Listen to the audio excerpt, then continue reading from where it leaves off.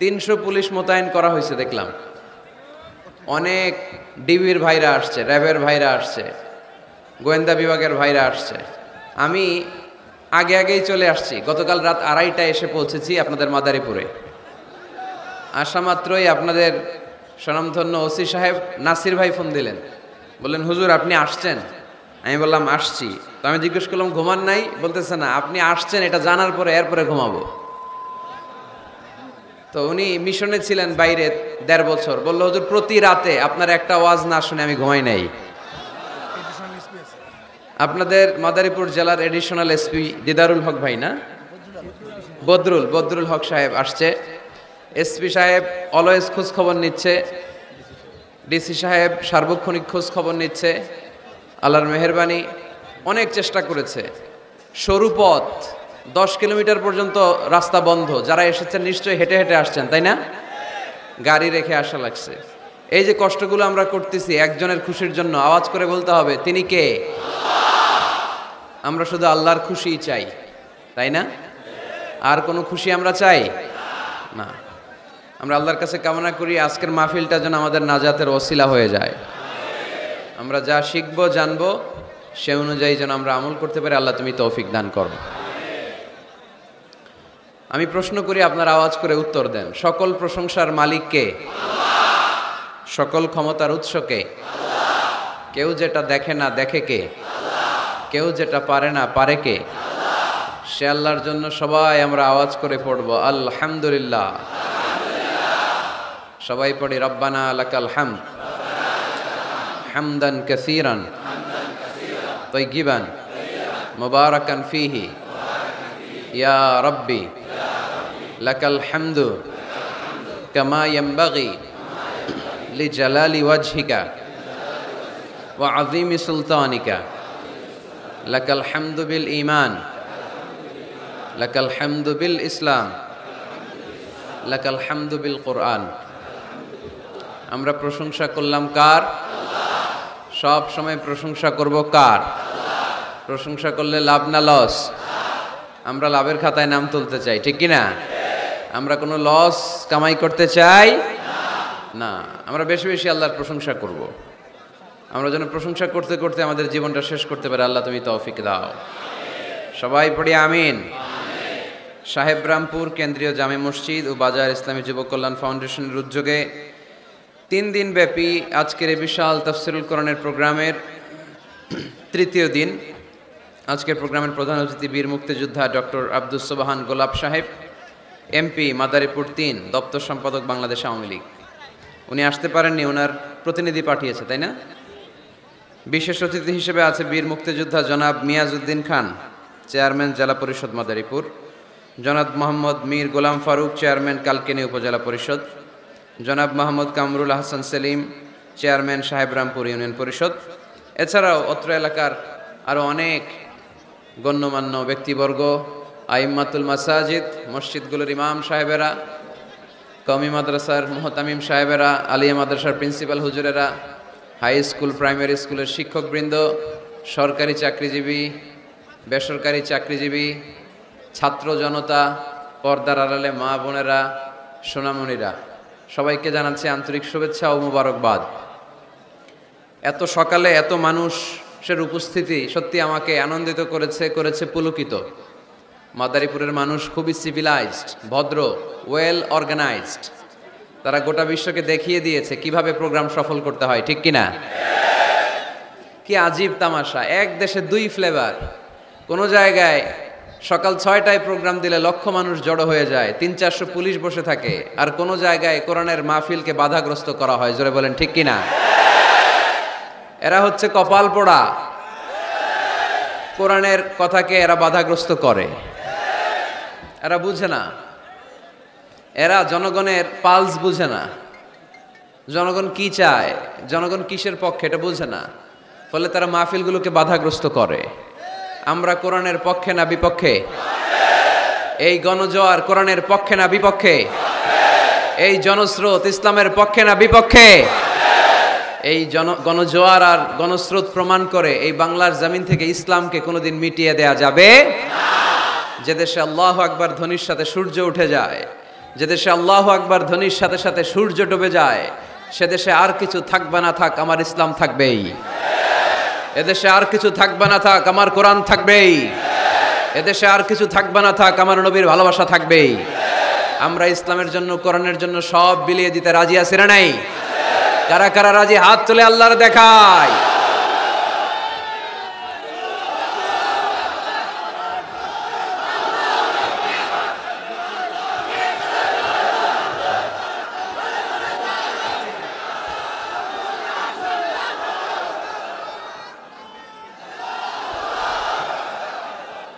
রব্বে করিমের দরবারে ফরিয়াদ, আল্লাহ যেন এই গণমানুষের ইসলামের প্রতি আবেগ, উচ্ছ্বাস ও ভালোবাসাকে ইসলামের বিজয়ের জন্য নাজরানা হিসেবে কবুল করে নেয়। আমরা আজকে কোরআন শুনতে এসেছি, আমাদের হাতে সময় খুব কম, তাই আমরা আর কালক্ষেপণ না করে আসুন সরাসরি কোরআন থেকে শুনি।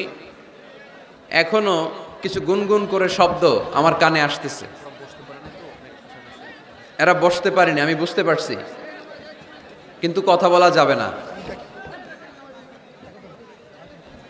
আপনারা এই গুনগুন করতে করতে হঠাৎ আমার আলোচনার সময় শেষ হয়ে যাবে।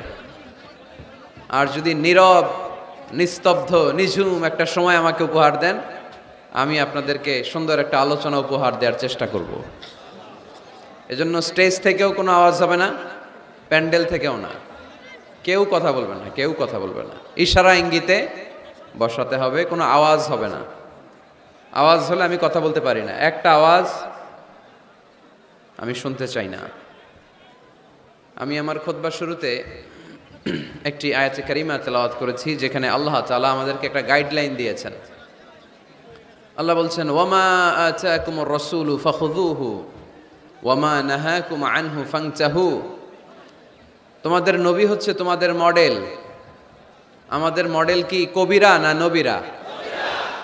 আমাদের মডেল কি নায়ক নায়িকারা না নবীরা? আমাদের মডেল কি সেলিব্রিটিরা না নবীরা?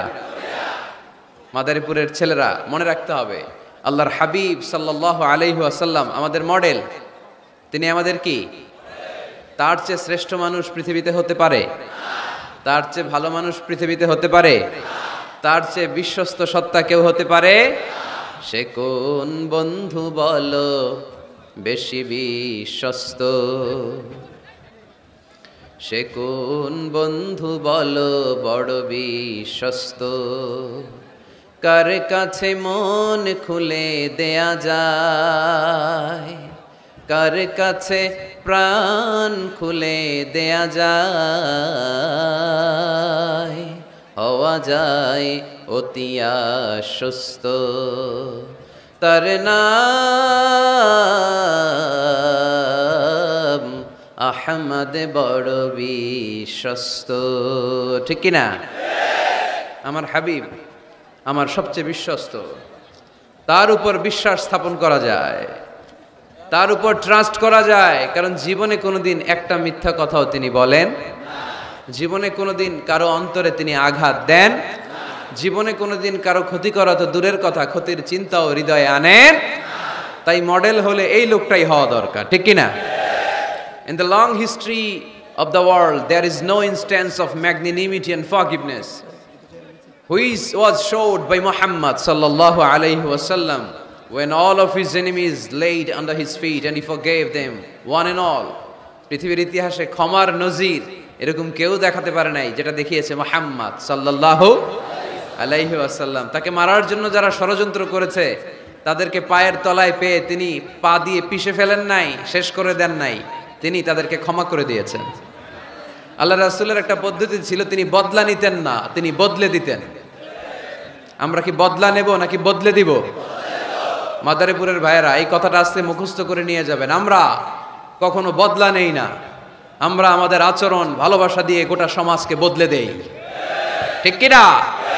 যুগ জামানা পাল্টে দিতে চাই না অনেকজন, এক মানুষই আনতে পারে জাতির জাগরণ। এক মানুষই বিপদকালে বাঁচায় কাফেলায়, ক্ষুদ্র ডিঙ্গি বাঁচায় জাহাজ অসীম দরিয়ায়। এজন্য সমাজ পরিবর্তনের জন্য হাজার হাজার লোক দরকার নেই, একটা ওমরের দরকার। কয়টা ওমরের দরকার? একটা ওমরই গোটা বিশ্বকে সোজা করে ফেলবে। ঠিক কিনা? এজন্য আল্লাহর হাবিব ছিলেন তেমন একজন মানুষ যিনি গোটা বিশ্বকে সভ্যতা ভালোবাসা দিয়ে আলিঙ্গন করেছেন। ওনাকে মারার জন্য যারা ষড়যন্ত্র করেছে তাদের জন্য তিনি বুক পেতে দিয়েছেন। As a father, as a teacher, as a commander, as a lawgiver, as a lawmaker, as a reformer of the society, as a messenger, Muhammad is the superman of the world.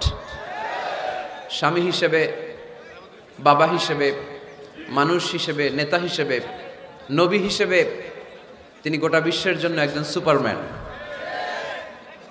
যার পরশ পেলে, যার সোনালী পরশ পেলে কাফেরগুলো কালিমা পড়ে মুসলমান হয়ে যায়। যার নুরানি চেহারা দেখলে নাস্তিকগুলো মুহূর্তেই আস্তিক হয়ে যায়। যার কণ্ঠের সুমধুর ঝংকারের তেলাওয়াত শুনলে মানুষগুলো পাগল পাড়া হয়ে যায়।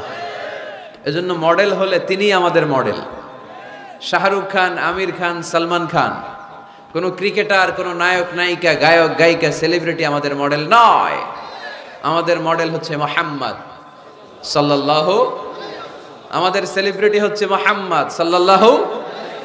We are the follower of Muhammad. We are the fan club of Muhammad. আমরা সবাই আল্লাহর হাবিব মুহাম্মদ সাল্লাল্লাহু আলাইহি ওয়াসাল্লামের ফ্যান। আমরা সবাই আল্লাহর হাবিব মুহাম্মদ সাল্লাল্লাহু আলাইহি ওয়াসাল্লামের ফলোয়ার, ঠিক কি না? ওনার ফলোয়ার হয়েই আমরা শেষ নিঃশ্বাস ত্যাগ করতে চাই। পৃথিবীর কোন শক্তি ওনার প্রতি ভালোবাসা, আস্থা আর বিশ্বাস আমাদের অন্তর থেকে 1 ইঞ্চিও কমাতে পারবে না। উনি জানিয়ে এসেছেন এতে কল্যাণ, এতে বরকত। এজন্য আল্লাহ একটা গাইডলাইন দিলেন আমাদেরকে, বললেন ওয়ামা আতাকুমুর রাসূলু ফাখুযুহু ওয়ামা নাহাকুম আনহু ফান্তাহু। তোমাদের হাবিব যাদেরকে তোমরা ফলো করো, তোমাদের প্রিয় নবী দ্য লাস্ট মেসেঞ্জার মুহাম্মদ সাল্লাল্লাহু আলাইহি ওয়াসাল্লাম, তিনি হচ্ছেন তোমাদের মডেল। তাই তিনি যা নিয়ে এসেছেন সেটা ধরো, আর তিনি যা নিষেধ করেছেন সেটা ছাড়ো। কথাটা কার? আমি প্রশ্ন করি, আপনারা উত্তর দেন। আল্লাহর হাবিব যা নিয়ে এসেছেন সেটা ধরো, সেটা কি? আর তিনি যা নিষেধ করেছেন সেটা ছাড়ো। Whatever he brings with, take it. Whatever he forbids, abstain from it.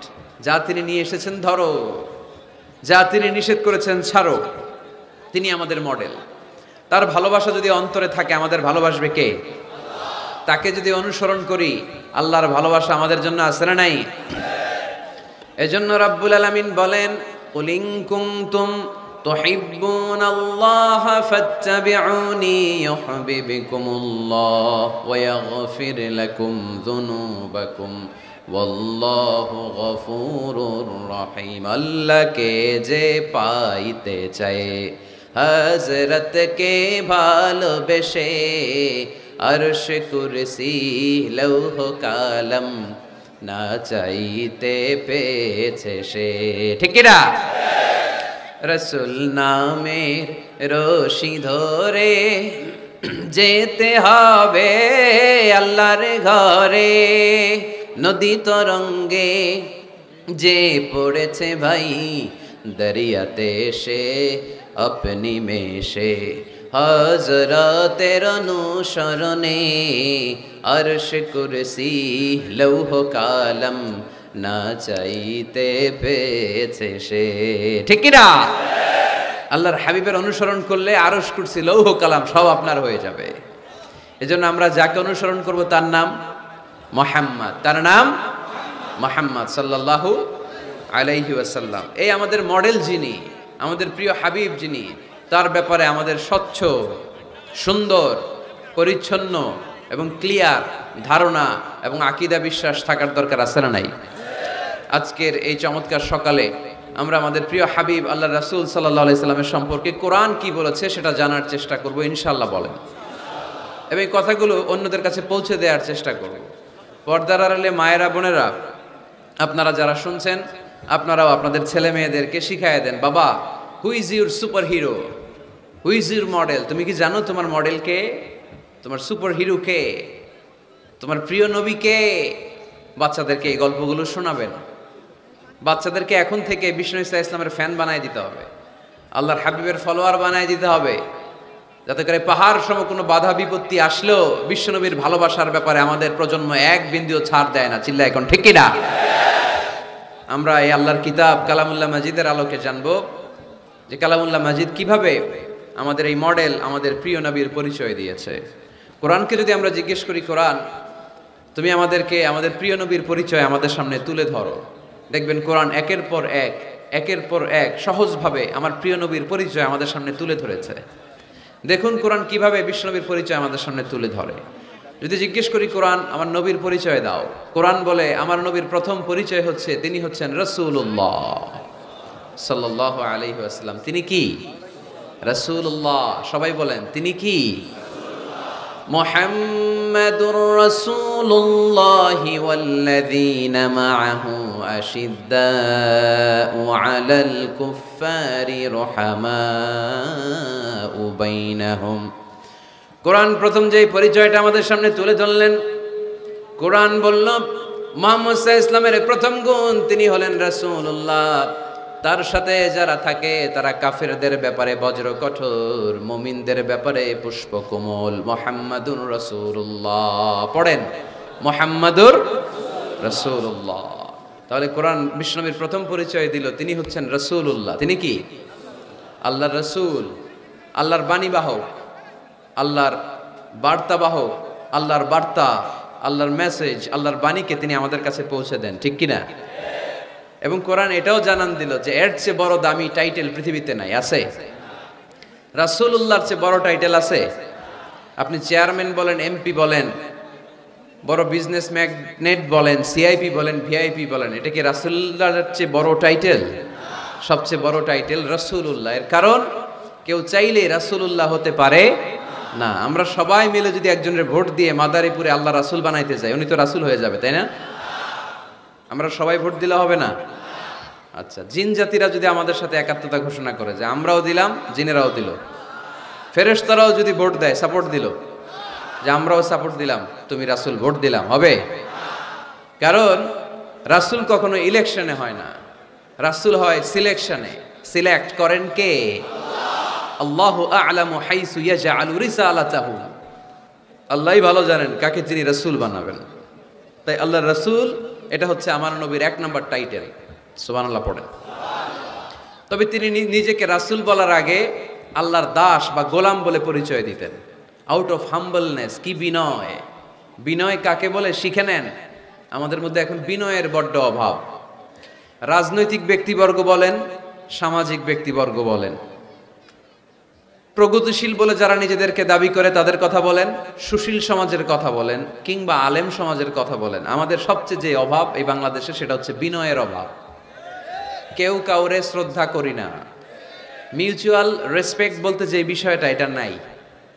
একে অপরের গালাগালি, তুই ভারতপন্থী, তুই ভারতের দালাল। এখন ও গালি দেয়, তাহলে তুই পাকিস্তানপন্থী, তুই পাকিস্তানের দালাল। এখন আমার প্রশ্ন হচ্ছে, তাইলে বাংলাদেশপন্থী আর বাংলাদেশের দালাল কে? আমরা সাধারণ জনগণ বাংলাদেশের দালাল। আমরা সবাই বাংলাদেশপন্থী, চিল্লায় বলেন ঠিক কিনা? আমরা যতদিন থাকবো এর হৃদয়ে লাল সবুজের পতাকা ধারণ করে বাংলাদেশের পক্ষ নিতে চাই।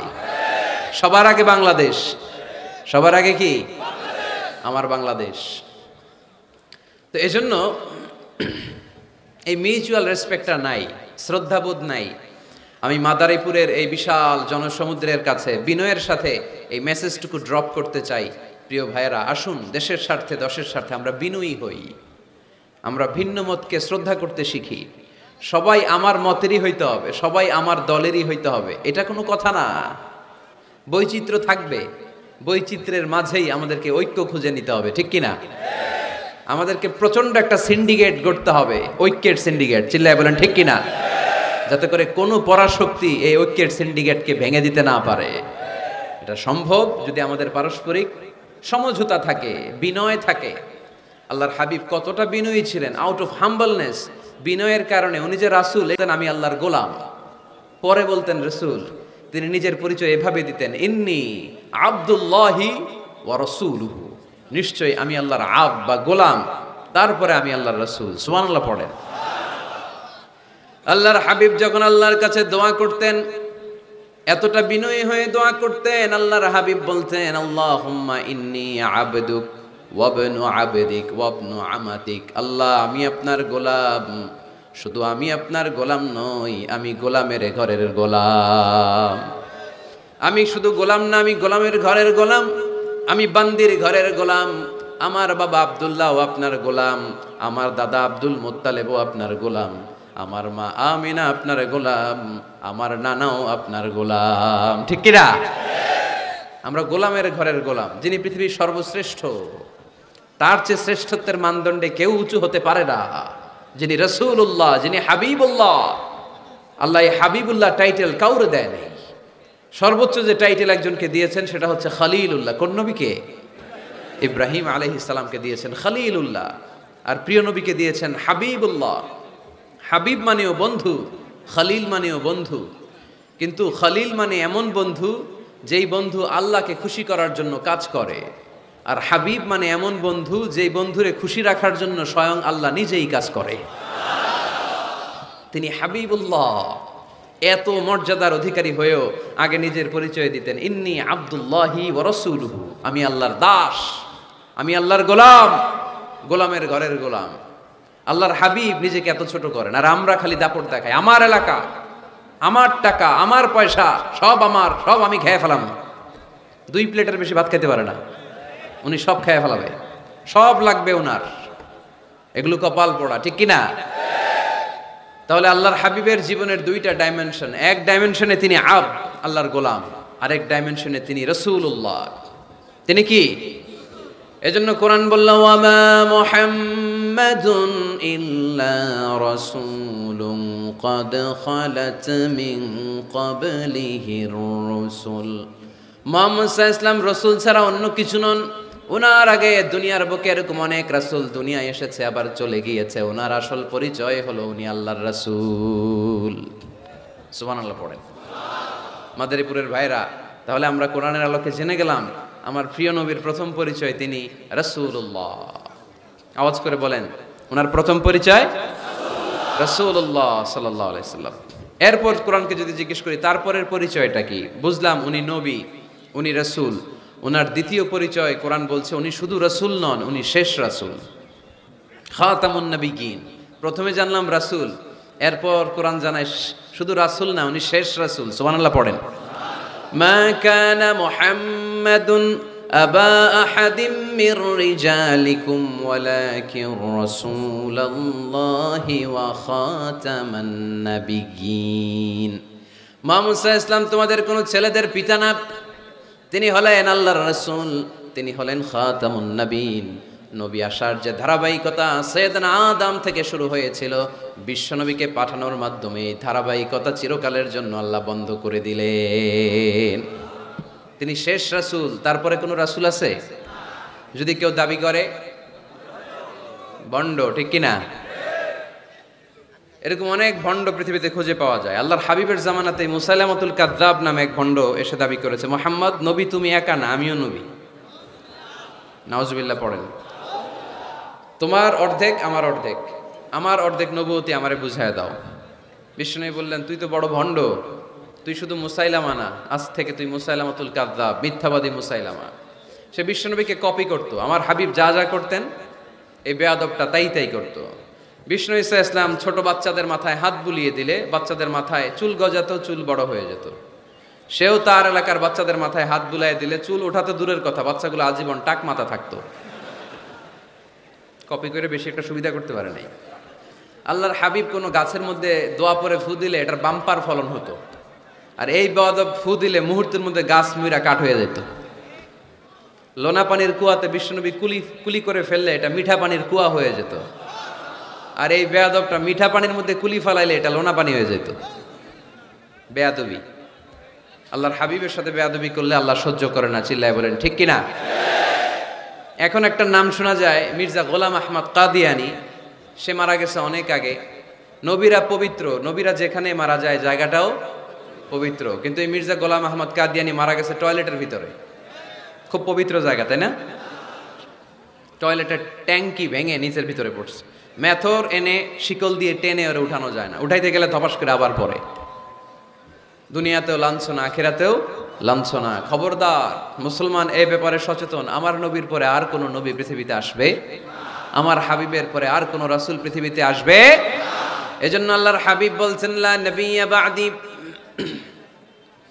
ওয়ালা রাসূলা, আমার পরে কোনো নবী নাই, আমার পরে কোনো রাসূলও নাই, আমি শেষ নবী, আমি শেষ রাসূল। তবে লাউ কানা বা'দি নাবিয়্যুন লাকানা উমর, আমার পরে যদি নবী হওয়ার যোগ্যতা কারো থাকে, আমার সাহাবা ওমরের সেই যোগ্যতা আছে। ঠিক কি না? প্রভু তুমি বলেছ রাসূল দেবে না, বলনি দেবে না ওমর, বলনি দেবে না হামজা তারিক, খালিদ বিজয় সমর। প্রভু তুমি বলেছ রাসূল দেবে না, বলনি দেবে না ওমর, বলনি দেবে না হামজা তারিক, খালিদ বিজয় সমর। প্রভু তুমি বলেছ রাসূল দেবে না। ঠিক কি না? রাসূল দেবে না, এটা আল্লাহর কথা, আর দেবে না। আল্লাহর হাবিব তিনি হচ্ছেন শেষ রাসূল। এজন্য আল্লাহর হাবিব বলতেন, সহিহ মুসলিম শরীফের বর্ণনা, মাসালি ওয়া মাসালুল আমবিয়াই মিন ক্বাবলি কামাসালি রাজুলিন বানা বাইতান, আমার দৃষ্টান্ত আর আমার আগের সব নবীদের দৃষ্টান্ত ওই ব্যক্তির মতো যে একটা ঘর বানিয়েছে। কি বানিয়েছে? ঘর।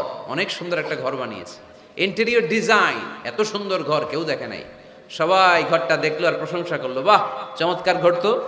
এই ঘরের মধ্যে ভুল ধরার মতো কোনো জায়গা নেই, একটা জায়গা ছাড়া, সেটা হচ্ছে এই ঘরের একটা দেয়ালের গাঁথনিতে একটা ইট কম আছে, একটা ইট আসে নাই, ইটের জায়গাটা ফাঁকা, ফলে বাইরে ঠান্ডা বাতাস ভিতরে ঢুকে। এত দামি ঘর বানাইলেন কিন্তু দেয়ালের এক জায়গায় একটা ইটা নাই, ঠান্ডা বাতাস ঢুকলে এই ঘর দিয়ে কোনো লাভ আছে? শীতের রাতে কষ্ট আছে না নাই? আল্লাহর হাবিব বললেন, ওই ইটাটা হচ্ছে আমি মুহাম্মদ সাল্লাল্লাহু, ওই গ্যাপের জায়গাটা আমি, আনাল্লাবিনা ফা আনাল্লাবিনা আনা খাতামুন নবিয়্যিন, আমি হচ্ছি ওই নবুয়তির দেয়ালের ওই গ্যাপের জায়গায় না রাখা ইটা। আমাকে যখন আল্লাহ ওই জায়গাটায় সেট করে দিলেন, গোটা বিশ্বটা আলোকিত হয়ে গেল। পড়েন সুবহানাল্লাহ। এজন্য আল্লাহ বললেন, ওয়ামা আরসালনাকা কাফাতান লিন্নাসি বাশীরান ওয়া নাযীরা, নবী হে আমি আপনি গোটা বিশ্বের সবার জন্য সুসংবাদ দানকারী এবং সতর্ককারী করে পাঠিয়েছি। সুবহানাল্লাহ।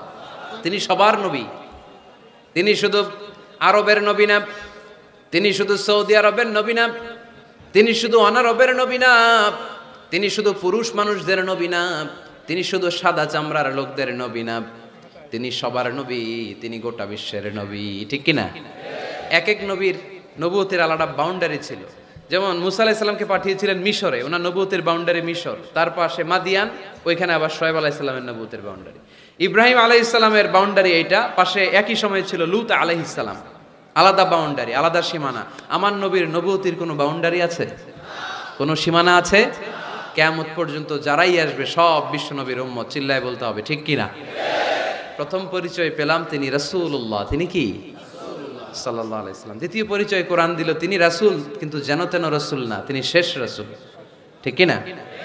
তৃতীয় পরিচয় কোরআন আমাদেরকে বলে যে যদিও তিনি রাসূল এবং শেষ রাসূল, তবে তিনি মানুষ ছিলেন। তিনি কি ছিলেন? আকীদা খালেস করে নেন, ভালো করে বুঝে নেন। আল্লাহর হাবিব কি জিন ছিল? সবাই বুঝেন নাই বোধহয় কথা। আল্লাহর হাবিব কি জিন? উনি কি ফেরেশতা? উনি কি মানুষ? তবে আমাদের মতো সাধারণ মানুষ না, তিনি অসাধারণ মানুষ। তিনি মানব কিন্তু যেন তেন মানব নন, তিনি মহামানব। তিনি নবী কিন্তু সাধারণ নবী নন, তিনি মহানবী। সুবহানাল্লাহ পড়েন। আল্লাহ কোরআনে বললেন, কুল ইন্নামা আনা বাশারুম মিসলুকুম ইউহা ইলাইয়া আন্নামা ইলাহুকুম ইলাহুন ওয়াহিদ।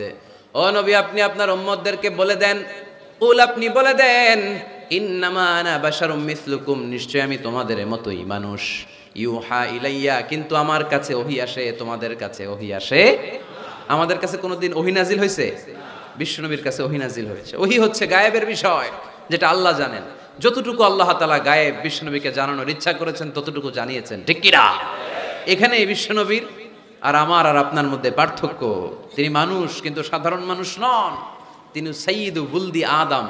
আদম আলাইহিস সালামের যত সন্তান পৃথিবীতে এসেছে সবার মধ্যে তিনি শ্রেষ্ঠ। শ্রেষ্ঠত্বের মানদণ্ডে ওনার কাছাকাছিও কেউ যেতে পারবে? আমার হাবিবের মতো সুন্দর মানুষ পৃথিবীতে কেউ ছিল? অনেকেই একটা ভুল ধারণা রাখেন আর বলেন নবীদের মধ্যে সবচেয়ে সুন্দর নাকি ছিল ইউসুফ আলাইহিস সালাম। এটা ঠিক, উনি অনেক সুন্দর, কিন্তু আমার নবীর চাইতে বেশি সুন্দর না। আল্লাহর হাবিব বলতেন আনা মালিহুন ওয়া আখি ইউসুফ সাবিহুন, আমি হচ্ছি লাবণ্যময় সুন্দর আর আমার ভাই ইউসুফ হচ্ছে সাদা সুন্দর। একদিকে লাবণ্যময় সুন্দর, আরেকদিকে সাদা সুন্দর, কোনটার দাম বেশি? লাবণ্যময় সুন্দরের দাম বেশি। ইউসুফ আলাইহিস সালামের চেহারার সৌন্দর্য দেখে মিশরের নারীরা লেবু কাটতে কাটতে আঙ্গুলও কেটে ফেলছিল। এত সুন্দর ইউসুফ নবীর চেহারা, লেবু কাটতে কাটতে লেবু কাটা শেষ, ছুরি আর থামে নাই, এরপরে আঙ্গুল কাটাও শেষ। কোরআন সাক্ষী, আল্লাহর কোরআন বলে ওয়াকাত্তা'না আইদিয়াহুন্না। আম্মা জান আয়েশা রাদিয়াল্লাহু তাআলা আনহা যখন এই ঘটনা শুনলেন, তিনি মিশরের নারীদেরকে ডেকে বললেন, ও মিশরের নারীরা, তোমরা ইউসুফ নবীর চেহারা দেখে লেবু কাটতে যে আঙ্গুল কেটে ফেলেছো, ওই জায়গায় ইউসুফ নবী না হয়ে যদি আমার স্বামী বিশ্বনবী মুহাম্মদ সাল্লাল্লাহু আলাইহি ওয়াসাল্লাম হতো, তাহলে লেবু কাটতে যে তোমরা আঙ্গুল নয় কলিজাটা কেটে খান খান করে দিতা। এজন্য বিশ্বনবীর চাইতে সুন্দর কেউ আছে? চাঁদের চেয়ে সুন্দর তুমি নবী আমার কমলিওয়ালা, চাঁদের চেয়ে সুন্দর তুমি নবী আমার কমলিওয়ালা, দু জাহানের বাদশাহ তুমি প্যারা নবী সাল্লে আলা, দু জাহানের বাদশাহ তুমি প্যারা নবী সাল্লে আলা, চাঁদের চেয়ে সুন্দর তুমি নবী আমার কমলিওয়ালা। সুবহানাল্লাহ পড়েন। তুলনাহীন, অতুলনীয়, ইউনিক, আনপ্যারালাল, মহামানব, অসাধারণ মানুষ। আল্লাহর হাবিব বললেন, আল্লাহ গোটা বিশ্বের মানুষকে দুই ভাগ করলেন। কয় ভাগ? জান্নাতি, জাহান্নামী। আল্লাহ আমাকে জান্নাতীদের মধ্যে ঢুকালেন। জান্নাতীদেরকে আল্লাহ পৃথিবীতে বিভিন্ন দেশে ফেললেন, আল্লাহ আমাকে মক্কা শহরে ফেললেন। মক্কা শহরে অনেকগুলো গোষ্ঠী আছে, আল্লাহ আমাকে কোরাইশ গোষ্ঠীর মধ্যে ফেললেন। কোরাইশ গোষ্ঠীতে অনেকগুলো খানদান আছে, আমার আল্লাহ হাশমি খানদানে ফেললেন। হাশমি খানদানে অনেক পরিবার, আমাকে শ্রেষ্ঠ পরিবার আব্দুল মুত্তালিবের পরিবারে ফেললেন। আমার পরিবারে অনেক মানুষ, এই সবগুলো মানুষের মধ্যে থেকে আল্লাহ আমার শ্রেষ্ঠ মানুষ বানিয়ে পৃথিবীতে পাঠালেন। আনা খায়রুকুম বাইতা আনা খায়রুকুম নফসা ওয়ালা ফখর, আমি ঘরের দিক থেকে পৃথিবীতে সেরা, আমি মানবতার দিক থেকে পৃথিবীতে সেরা, আমার চাইতে সেরা মানুষ গোটা বিশ্বে দ্বিতীয়টা হবে না। চিল্লায় বলেন ঠিক কি না? এজন্য আমার হাবিব, তিনি ছিলেন রাসূলুল্লাহ, তিনি ছিলেন শেষ রাসূল, তিনি গোটা বিশ্বের মধ্যে সব চাইতে শ্রেষ্ঠ। এজন্য কোরআন বলল তিনি মানুষ ছিলেন। কোরআন 4 নাম্বার বিশ্বনবীর যে পরিচয়টা আমাদের সামনে তুলে ধরে, কোরআন বলে বিশ্বনবী কোনোদিন মন গড়া কোনো কথা মানুষকে বলে নাই। আমরা মন গড়া বলি না? মাদারীপুরের ভাইরা, ঘুম আসতেছে? শীত লাগতেছে? গরম লাগতেছে? তো কি লাগতেছে? ভালো লাগতেছে? তাকবীর পড়েন, লিল্লাহি তাকবীর। শুধু আমাদের হাবিব সাল্লাল্লাহু আলাইহি ওয়াসাল্লামই না, পৃথিবীর কোনো নবী মন গড়া কিছু বলে না। এজন্য নবীদের কথায় কোনো ভেজাল নাই, কোনো অমিল নাই। কোনোদিন এমন কি হয়েছে এক নবী এসে বলছে আল্লাহ আছে, আল্লাহ এক, আরেক নবী এসে বলছে না আল্লাহ 2-3 জন হইতে পারে? বলেছে? কোন নবী বলেছে এই দুনিয়ার জীবন শেষে আখিরাত বলে একটা কথা আছে, আরেক নবী আয়েশা বলে না আখিরাত ফাকিরাত বলতে কিছু নাই, নাও থাকতে পারে, এরকম বলছে? কিন্তু কবিদের কথার মধ্যে অমিল আছে না নাই? দার্শনিকদের কথায় অমিল আছে না নাই? এক দার্শনিক এসে বলে মানুষ হচ্ছে পেট সর্বস্ব জীব, মানুষের বড় সমস্যা পেট সমস্যা, পেটের সমস্যা ঠিক তো সব ঠিক। আরেক দার্শনিক এসে বলে না, পেটের চেয়ে বড় সমস্যা যৌন সমস্যা, যৌন সমস্যা ঠিক করে দিলে সব ঠিক। আরেকজন বলে না, পেটও সমস্যা না, যৌনও সমস্যা না, মানুষ আসলে মানুষই না, মানুষ হলো বান্দর। বানর থেকে এভলিউশন, সময়ের বিবর্তনে, কালের বিবর্তনে এগুলো মানুষ হয়ে গেছে। তার মানে এদের কথার মধ্যে বৈপরীত্য আছে না নাই? কিন্তু নবীদের কথায় কোনো বৈপরীত্য আছে? কারণ নবীরা মন গড়া কিছু বলেন না, তাদের কাছে কথা আসে একটা হেডকোয়ার্টার থেকে। হেডকোয়ার্টারটা কার? এজন্য আল্লাহ বললেন ওয়ামা ইয়ানতিকু আনিল হাওয়া ইন হুয়া ইল্লা ওয়াহয়ুন ইউহা। আমার হাবিব মন গড়া কিছু বলেন না, আমার পক্ষ থেকে যদি ওহির বানিয়ে এসে তার কাছে পৌঁছায়, ওহির আলোকে কথাগুলো তিনি তোমাদেরকে শোনান, ঠিক কি না? He was guided by wahi, he was guided by revelation. ওনার তো মন গড়া কথা বলা লাগে না, ওনার কাছে ওহি পাঠানো হয়। ওহি হচ্ছে আল্লাহর পাঠানো সিক্রেট মেসেজ। উনি কিছু না জানলে বলে দিতেন আমি জানি না, আমাদের মতো আল্লামা সাজতে চাইতেন না, আমাদের মুখ দিয়ে আপনি কিলায়া গুতায়াও জানি না এটা বের করাইতে পারবেন না। সব জানি আমরা, ঠিক কিনা? জানি না, আমি জানি না, এটা বলার অভ্যেস যেন আমরা করি। পারা যাবে? কি বলবো আমরা? জানি না। আসলে জানি নাকি কিছু? কথা কন।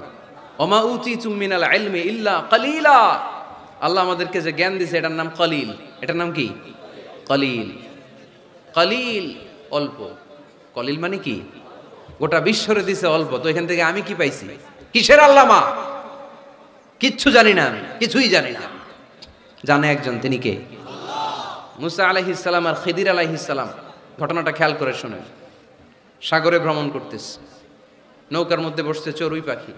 চড়ুই পাখি সাগর থেকে পানি খাচ্ছে। খিজির আলাইহিস সালাম বললেন, মুসা দেখো তো, এই চড়ুই পাখিটা যে পানি খেলো দেখছো? দেখেছি। পানি খাওয়ার পরে চড়ুই পাখি চঞ্চুতে মানে ঠোঁটে পানি খাওয়ার কারণে সাগরের একটু সামান্য পানির ছোঁয়া লেগে গেছে না? এই যে দেখা যাচ্ছে পানি। মুসা আলাইহিস সালাম বললেন, হ্যাঁ দেখতে পাচ্ছি।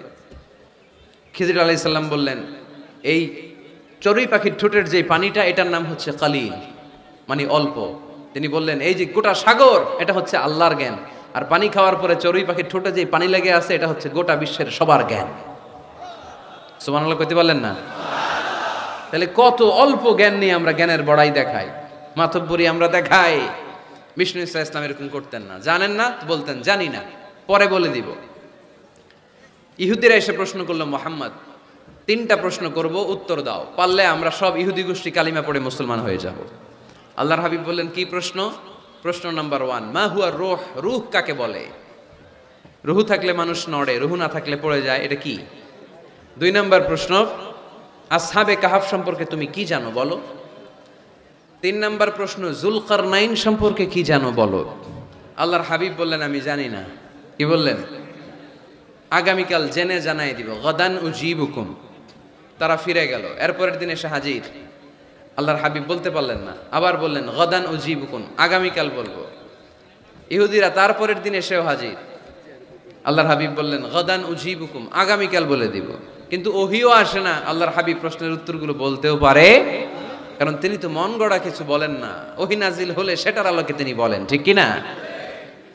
এভাবে 1 দিন নয়, 2 দিন নয়, 5 দিন নয়, 10 দিন নয়, টানা 15 দিন বিশ্বনবীর কাছে আল্লাহ ওহী পাঠানো বন্ধ রাখলেন। সুবহানাল্লাহ পড়েন। বিশ্বনবীর কাছে এই 15টা দিন ছিল সবচেয়ে অসহ্যকর, অস্বস্তিকর 15টা দিন। হায় হায়, ওরা এসে প্রতিদিন উত্তরের জন্য বসে থাকতো আর হাসাহাসি করতো, দেখো এই লোকটা বলে এই লোকটা নাকি সত্য নবী। যদি সত্য নবী হতো তাহলে তো উত্তর দিতে পারতো, পারে না কেন? তাহলে সে ভণ্ড নবী। নাউজুবিল্লাহ পড়েন। বিশ্বনবীরও কথা বলার সুযোগ নেই, যেহেতু বিশ্বনবী মন গড়া বানিয়ে কিছু বলেন না, আকাশের দিকে তাকিয়ে থাকেন, আল্লাহর কাছে বলেন, আল্লাহ তুমি যদি না জানাও, জানানোর সুযোগ নাই। বিশ্বনবীকে আল্লাহ 15 দিন ওহী থেকে মাহরুম রাখলেন, কারণ বিশ্বনবী যখন বললেন গদান উজিবুকুম, আগামীকাল বলবো, এর সাথে বিশ্বনবী ইনশাআল্লাহ জুড়ে দেন নাই। ইনশাআল্লাহ বলতে ভুলে গেছিলেন। তাই বিশ্বনবীকে শিখানোর মাধ্যমে গোটা উম্মাকে শিখানোর জন্য আল্লাহ আয়াত নাজিল করলেন, ওয়ালা তাকুলান্না লিশাইইন ইন্নী ফাঈলুন যালিকা গাদা ইল্লা আইয়াশা আল্লাহ। নবী হে, এখন থেকে ভবিষ্যতের ব্যাপারে যদি কোনো ওয়াদা দেন, কোনো কথা বলেন, ওই কথার সাথে ইনশাআল্লাহ যুক্ত করে দিয়েন। এজন্য কাউরে যদি ওয়াদা দেন, ভবিষ্যতের ব্যাপারে কমিটমেন্ট দেন, সাথে কি বলবেন? যদি বলেন যে ভাই আগামীকাল আপনার সাথে আমি দেখা করব, আগামীকাল আমি দেশের বাইরে চলে যাব, আগামীকাল আমি ওমরা করতে যাচ্ছি, সবসময় ইনশাআল্লাহ বলতে মনে থাকবে। এরপরে বিশ্বনবী যখন ইনশাআল্লাহ বলে ফেললেন, আল্লাহ কোরআনের আয়াত নাজিল করলেন। বিশ্বনবী তখন দাঁড়িয়ে বললেন, কার কার উত্তর দরকার আমার কাছে আসো, উত্তর নিয়ে যাও। উত্তর নাজিল হয়েছে, ইয়াসআলুনাকা আনির রূহি কুলির রূহু মিন আমরি রাব্বি ওয়া মা উতিতুম মিনাল ইলমি ইল্লা কালিলা। 2 নাম্বার উত্তর, আম হাসিবতা আন্না আসহাবাল কাহফি ওয়ার রাকিব কানু মিন আয়াতিনা আজাবা। 3 নাম্বার উত্তর, ইয়াসআলুনাকা আন যিল কারনাইন কুল সাআতলু আলাইকুম মিনহু যিকরা। সুবহানাল্লাহ পড়তে হবে। আল্লাহর হাবিব বললেন, রূহ হলো আল্লাহর আদেশ, আল্লাহর আদেশে ঢুকে আল্লাহর আদেশে বের হয়ে যায়, ঠিক কি না? এটা আল্লাহর আদেশে ঢুকে। পৃথিবীর কেউ রুহু ঢুকাইতে পারে? রুহু দেখা যায়, এটার ওজন আছে, এটার কালার আছে। রুহুর কালার কি দেখা যায়? দুই কাঁধে যে দুই ফেরেশতা আছে দেখা যায়? দুই কাঁধে ছিল যে তোমার দুইজনা পাহারা, তোমারে একলা থুইয়া পালাইছে তাহারা। তোমার আটকুঠুরি নয় দরজা বন্ধ যে ওই হলো রে হলো মুখে আল্লাহ রসুল সবে বলো। দুয়ারে আইসাছে পালকি নাই হরি গাও তোলো রে তোলো মুখে আল্লাহ রসুল সবে বলো। ও মুখে আল্লাহ রসুল সবে বলো। ঠিক কিনা? দুই কাদের দুই ফেরেশতা উড়াল মারে। রুহুটাও যখন উড়াল মারে মানুষগুলো লাশ হয়ে জামিনে পড়ে যায়। বিশ্বনবী এবার কোরআনের ওহী পেয়ে বলে দিলেন, রুহু হলো আল্লাহর আদেশ, আল্লাহর আদেশে ঢুকে আল্লাহর আদেশে দেহ থেকে বের হয়ে যায়। দুই নম্বর প্রশ্নের উত্তর দিলেন আসহাবে কাহাফ, 7 জন যুবক আল্লাহর জমিনে আল্লাহর দ্বীনকে বাস্তবায়নের জন্য গুহার ভেতরে যে ঘুমিয়ে পড়েছে। 309 বছর পরে তাদেরকে জাগিয়ে দিয়েছে কে? জুলকারনাইনের ব্যাপারে বিশ্বনবী জানিয়ে দিলেন গোটা বিশ্বে 4 জন বাদশা ছিল, 2 জন মুসলিম 2 জন কাফের। জুলকারনাইন এমন একজন বাদশা যিনি গোটা বিশ্বকে শাসন করেছেন। সুবহানাল্লাহ পড়েন। তার মানে বিশ্বনবীর 4 নাম্বার পরিচয়, আমার নবী মন গড়া কথা বলে না, বলে? আমার নবী কখনো কশ্চিনকালে মন গড়া কিছু বলে না, ঠিক কিনা? শুনতেছেন আপনারা? কষ্ট হচ্ছে মনে হয়। এখন তো রোদ বাড়তেছে, এই যে অনেকে মাফলার খুলতেছেন, চাদর খুলতেছেন, কষ্ট হয়ে যাচ্ছে না? আর কয়েক মিনিট শুনবেন। 5 নাম্বার পরিচয়, তিনি রাহমাতাল লিল আলামিন। আমার নবীর 5 নাম্বার পরিচয়, তিনি কি? সবাই বলতে হবে, এখনো সবাই বলেন নাই। তিনি কি? তিনি রাহমাতাল লিল আলামিন। ওয়ামা আরসালনাকা ইল্লা রাহমাতাল লিল, I have sent you as a mercy for the entire universe. নবী হে, আমি আপনাকে গোটা বিশ্বের সবার জন্য রহমত করে প্রেরণ করেছি। বুঝে শুনে উত্তর দিয়েন। আল্লাহ কি বলছে? নবী আপনি রাহমাতাল লিল মুসলিমিন, আপনি মুসলমানদের জন্য রহমত বলছে? আওয়াজ করে বলেন, বলছে? আল্লাহ কি বলেছেন? রাহমাতাল লিল মুমিনিন, নবী আপনি শুধু মুমিনদের জন্য রহমত বলেছে? আল্লাহ কি বলেছে? নবী হে আপনি রাহমাতাল লিল মুসাল্লিন, আপনি মুসল্লিদের জন্য রহমত বলছে? কি বলছে? রাহমাতাল লিল, সবার জন্য রহমত, কাফেরদের জন্য রহমত। ইহুদির লাশ দেখে দাঁড়ায় গেছে আল্লাহ নবী, সুবহানাল্লাহ করতে পারলেন না? আর আমরা মুসলমান ভাই ভাই কিলাকিলি করি, আছে না নাই? একজন আরেকজনের কাফের ফতুয়া দেয়, আছে না নাই? তুই কাফের, তুই কোন পীরের মুরিদ? ওই পীরের মুরিদ। ও আমার পীরের কাছে মুরিদ হস নাই, তুই কাফের। তুই কোন দল? তাবলীগ, তাহলে তুই কাফের। তুই কোন দল? আহলে হাদিস, তুই কাফের। তুই কোন দল? আমি জামাত ইসলাম, তুই কাফের। সবারে কাফের বানায় উনি একা মুসলমান হয়ে জান্নাতে ঢুকবে। কত বড় পোড়া কপাল! জান্নাতে কি ধাক্কা ধাক্কি আছে? এই ফতুয়াবাজি যেন আমরা বন্ধ করি। তুই 10 কারণে কাফের, তুই 20 কারণে কাফের। তুই যেহেতু কাফের, তুই মারা গেলে যেখানে কবর দেয়া হবে, এই কবরের উপরে যে ঘাস উঠবে, এই ঘাস যে গরু খাবে, ওই গরুর যে দুধ খাবে, ওইটাও কাফের। এরকম আছে না নাই? না। ইসলামের দুয়ারকে সংকুচিত করবেন না। আল্লাহর হাবিব হচ্ছে রাহমাতাল লিল আলামিন। সুবহানাল্লাহ পড়েন। আমরা আমার মুসলিম ভাইরে মসজিদে ঢুকতে দেই না, আমার মতের সাথে না মিললে। বিশ্বনবী খ্রিস্টানদেরকে মসজিদে নববীতে ঢুকতে দিয়েছেন। সুবহানাল্লাহ পড়বেন না? ইহুদির লাশ দেখে দাঁড়িয়েছেন। সাহাবারা বললেন, ইয়া রাসূলুল্লাহ, দাঁড়ালেন যে, এটা তো ইহুদির লাশ। আল্লাহর হাবিব বললেন, আওয়ালাইসাত নাফসান, এটা কি মানুষ না? এটা কি মানুষ না? আমি তো ইহুদি, আস্তিক, নাস্তিক, খ্রিস্টান এটা বাস বিচার করি নাই, আমি মানুষ এটা মনে করে দাঁড়িয়েছি। চিল্লায় পড়তে হবে আল্লাহু আকবার। এজন্য আল্লাহর হাবিব বলতেন, লিকুল্লি নাবিয়িন দাওয়া মুস্তাজাবা। এ দুনিয়ার সব নবীদেরকে রব্বুল আলামিন একটা করে দোয়া করার সুযোগ দিয়েছেন। ওই দোয়াটা দাওয়া মুস্তাজাবা, ওই দোয়াটা করতে দেরি, কবুল হতে দেরি নাই। সব নবীরা এরকম দোয়া করার সুযোগ পেয়েছিল জীবনে। কয়টা? কয়টা? ওই একটা দোয়া সব নবীরাই করে ফেলছে দুনিয়াতে। বিপদে পড়েই দোয়া কাজে লাগায় ফেলছে, আর সুযোগ নাই। কারণ একটা চান্স, একজন নবী ওই স্পেশাল দোয়াটা করে নাই। আল্লাহ বলছে, নবীরা একটা করে দোয়া করো। তোমার কি দোয়া? তোমার কি দোয়া? তোমার কি দোয়া? উনি বলে, আমার এটা লাগবে, ওইটা লাগবে। আল্লাহ বলতেছে, যে যা চাইবে ওইটাই দিবা। সব নবী দোয়া করে, একজন করে না। নবীদের সর্দার নবী, আপনার দোয়াটা করেন। কয়, করুম না। করব না, আমি রেখে দিলাম, যখন লাগে তখন করুন। সুবহানাল্লাহ পড়বেন না? লিকুল্লি নাবিয়িন দাওয়া মুস্তাজাবা, সব নবীকে স্পেশাল একটা দোয়া করার সুযোগ আল্লাহ দিলেন। দাও বিহা, সব নবীরা ওই দোয়াটা দুনিয়ার বুকেই করে ফেলেছে। আল্লাহর হাবিব বলেন, ওয়া ইন্নী আখতাবিউ দাওয়াতি শাফাআতান লি উম্মতি ইয়াউমাল কিয়ামা, আমি আমার ওই দোয়াটা দুনিয়ার বুকে করি নাই, কিয়ামতের দিন কঠিন বিপদের সময়ে সূর্যটা যেদিন মাথার কাছে চলে আসবে, জমিনটারে তামার জমিন বানিয়ে দেয়া হবে, তৃষ্ণার ক্ষুধার চোটে জিহ্বাটা বের হয়ে নাবির সামনে ঝুলবে, সবাই ইয়া নাফসি ইয়া নাফসি ইয়া নাফসি বলে চিৎকার মারবে। ওই কঠিন দিনে আমার গুনাহগার উম্মতের সুপারিশের জন্য স্পেশাল দোয়াটা আমি রেখে দিয়েছি। আমার নবী জীবনে তো কোনো দুঃখ কষ্টের সম্মুখীন হয় নাই, তাই না? না খেয়ে কতদিন ছিলেন এটারই হিসাব নাই, পেটে পাথর বাঁধতেন। হাসান আর হুসাইন রাদিয়াল্লাহু তাআলা আনহুমাকে দেখতে যেতেন, প্রায় দেখতে যেতেন। একবার দেখতে যাইতে পারেন নাই, তারপরে গেলেন, যে দেখে হাসান হুসাইন ঘুমায় আছে। ফাতেমা রাদিয়াল্লাহু তাআলা আনহা খাবার রান্না করার অভিনয় করতেছে, খাবার রান্না করার অভিনয়। সকালে বলে রান্না হইতেছে, বাবা ঘুমাও। দুপুরে বলে ঘুমাও। ছোট্ট হাসান হুসাইন রাদিয়াল্লাহু তাআলা আনহুমা ঘুমায়, না খেয়ে বাচ্চা দুইটা মরে যাওয়ার মতো অবস্থা। নানা ভাইয়ের আওয়াজ শুনে বাচ্চা দুইটা বের হয়ে নানা ভাইকে বলে, নানা ভাই আজকে আপনার কাছে একটা বিচার দিব, বিচারটা আপনি করবেন। আল্লাহর হাবিব বলে, আমি যদি বিচার না করি কে বিচার করবে? হাসান আর হুসাইন বলে, নানা ভাই এই বিচারটা সাধারণ কারণ নামে বিচার না, আপনার মেয়ের নামের বিচার। বিচার করেন, আপনার মেয়ে ফাতেমা আমাদেরকে খাবার দেয় না কেন? খাবার দেয় না কেন? 2 দিন ধরে তো আমরা 2 ভাই কিচ্ছু খাই নাই, এত ক্ষুধা, আমরা তো ছোট মানুষ না, আমরা সহ্য করতে পারি না।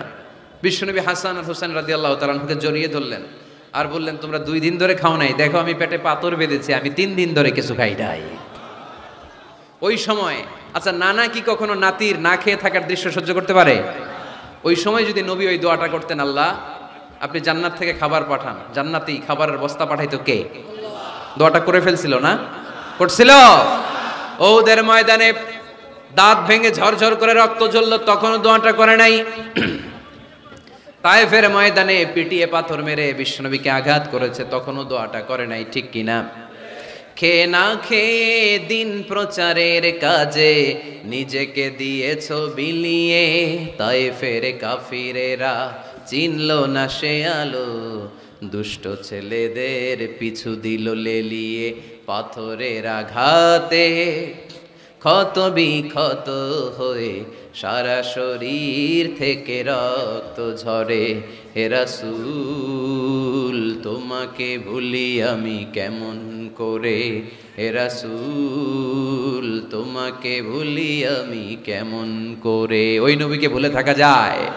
ওই নবীরে ভুলে থাকা যায়? ওই নবীরে যদি কেউ গালি দেয় তার খবর আছে না নাই? আমার নবীর সম্মানে যদি কেউ বা হাত ঢুকাতে চায়, ওই বা হাত কেমন করে ভেঙে দিতে হয় মুসলমানদের জানা আছে, চিল্লায় বলো ঠিক কিনা? আমার নবীর ব্যাপারে আমরা সবাই এক, আমার নবীর ভালোবাসা আমাদের অন্তরে আছে না নাই? এই ভালোবাসাই আমাদের সম্বল, ঠিক কিনা? কখনো কাউরে আঘাত করেন নাই। ওই দোয়াটা ওই কঠিন পরিস্থিতি তো বিশ্বনবী করেন নাই, রেখে দিয়েছেন, আমার জন্য রেখে দিয়েছেন, আপনার জন্য রেখে দিয়েছেন, আমাদের জন্য রেখে দিয়েছেন। জোরে বলেন ঠিক কিনা?